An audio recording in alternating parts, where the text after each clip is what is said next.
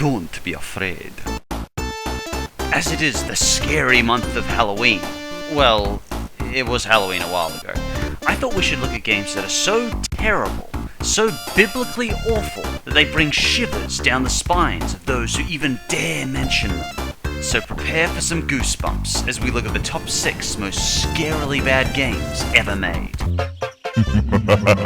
For a game to be counted on this list, it has to have more than just bad gameplay. It has to be obnoxious, ugly, unpleasant, and put at least one person out of a job. Number 6. Zelda, Wand of Gamelon. There's some very ugly games out there, but Wand of Gamelon is by a wide margin the ugliest game I've ever seen. You know Link? Not only because of the horrifying voice acting and animation, but because this is some bizarre imitation of Zelda. This is the first time we heard Link talk, and he doesn't sound completely there in the head. Oh boy! I'm so hungry, I could eat an Octorok! And this is what we got! The only plus to the game is the music is okay. The controls are sticky and don't work. The gameplay is broken. It's just a real challenge to play. Out of 10, I would give this game a 0. Number 5. Club Drive. This game just has a unique awfulness of its own, while also having a soundtrack that literally sounds like the writer is making armpit noises into the microphone. Physics don't exist. The backgrounds are so ugly you'll think your monitor is broken. This game actually manages to make Big Rigs look like a video game work of art.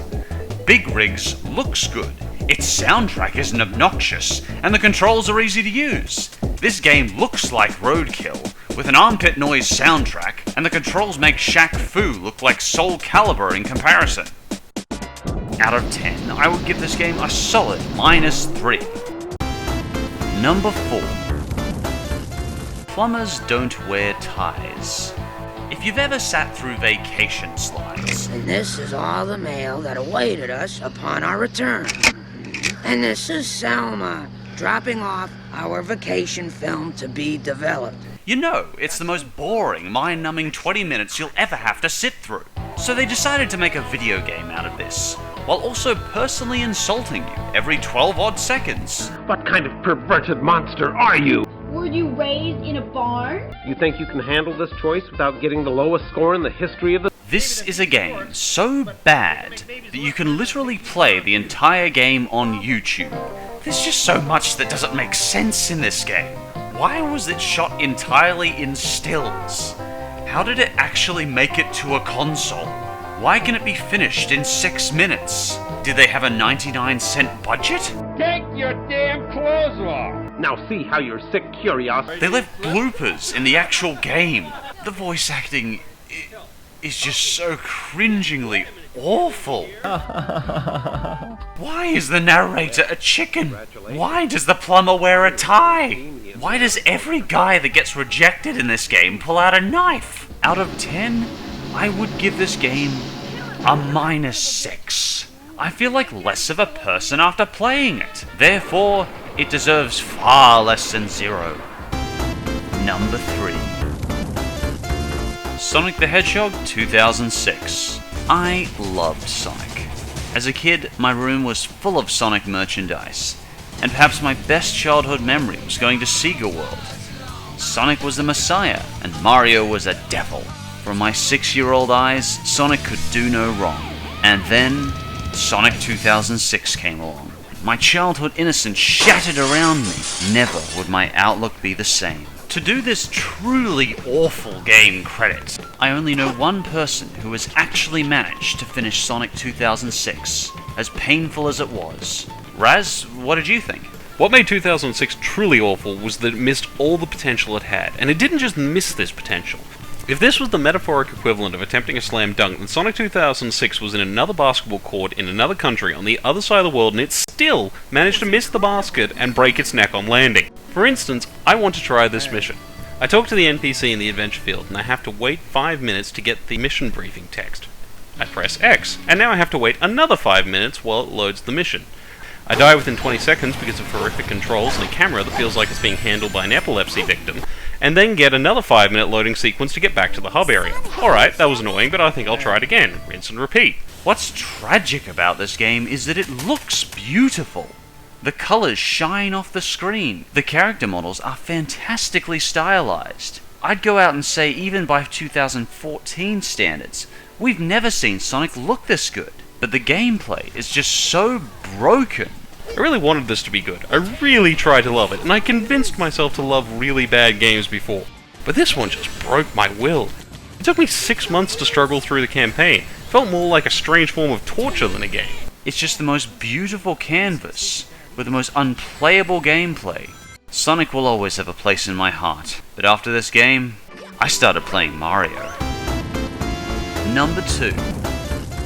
Daikatana. This game seems to be populated by unspeakable worldly horrors with human-like appendages. Based on the gameplay, I discovered these were originally meant to be people. You may have also noticed that you can't see a bloody thing. That's because this game is so dark and edgy that you can't actually see 1 foot in front of you. Apart from the brief second, the hallways are lit up by ugly green lights. I believe Daikatana is among the top 2 worst because it isn't just bad, it is offensively bad. Daikatana is impressive in the wake of damage it caused. It not only destroyed the company Ion Storm, it split up one of the best retro gaming duos. The colors are ugly browns, greens, and oranges. It seems to exclusively use excrement colors. The voice acting is obnoxious and abysmal. Looks like my rock calling out. Too bad for you. The sound constantly made me think there was a fly stuck in my speakers. It's just an absolute mess. This was a game that was built exclusively on ego and excess, with no logic or spirit to burden it, and it shows in every moment of gameplay.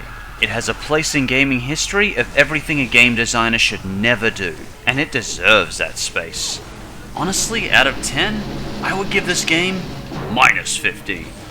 And the number 1 worst game ever made is X-Men and Custer's Revenge and Firefly. I'm sorry, but they're all just so impressively awful that I couldn't choose one. They're all worse than E.T. and Pac-Man. And personally, I think these titles were as much responsible for the greatest video game crash of all time as E.T. E.T. just had bad gameplay and broken controls, but hey, so does Big Rigs and Club Drive. X-Man and Custer's Revenge are games that in the brief moment of 3 seconds managed to make me feel like a loser, offended, bored, angry, and I think I lost brain cells just by playing them. As for Firefly, I think if E.T. took 2 days to make, this took 20 minutes, if that.